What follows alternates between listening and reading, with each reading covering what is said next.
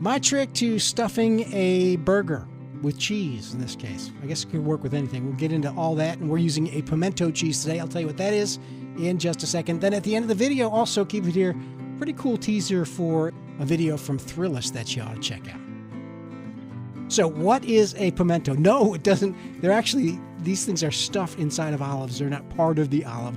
A pimento is really just a cherry pepper. It's a little sweeter maybe than a red bell pepper, and you find them, we usually find them jarred, small jars of the diced up pimento. And they're soft, so it's not like using a fresh chopped red pepper. And around where I am, I'm in Charleston, South Carolina, pimento cheese is kind of common. You hear it's like the caviar of the South. Actually, I love good pimento cheese with a pretzel. But in this case, we're going to be stuffing it inside a burger here. The recipe for pimento cheese is pretty simple. You got the pimentos, and I just use the shredded cheddar that you buy in this grocery store. Some mayo, a lot of cream cheese, and you can make it hot with cayenne. You want to get all the detailed spices. I put the recipe on the blog. A brick of cream cheese, and essentially this is about how much it makes. And the trick to stuffing a burger is you get the cheese done first. I roll it up in parchment paper like you're seeing here. Make it easier to handle because I'm going to be slicing it into discs. So then you take the cheese, you freeze it. It doesn't have to be rock hard, but pretty hard. And then while it's chilling and getting cold, work with the ground beef and make yourself simple hamburger patties.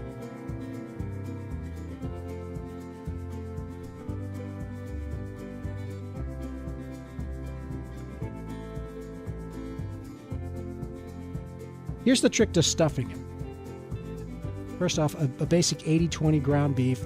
Take a fistful of the hamburger meat, and I found like this Mick Ultra can was just about the right size, a smaller than a 12-ounce can, and just make a little divot in your burger. So you're making hamburger cups, and try and work them just the right size. You don't want them too thin because you don't want the cheese oozing out.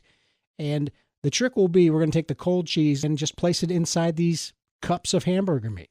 You also want to work with the hamburger meat being really cold the whole time. Just makes it easier. You want to aim for making a uniform size patty, and at least you know when you're cooking these that the inside is cheese. It's already cooked, but you want it to be warm through. It's the outside of the meat that you want to cook to temperature. In the case of beef, 160 degrees, 155. If you do it right, you may see a little cheese oozing out here and there, but really, that's okay. It looks great.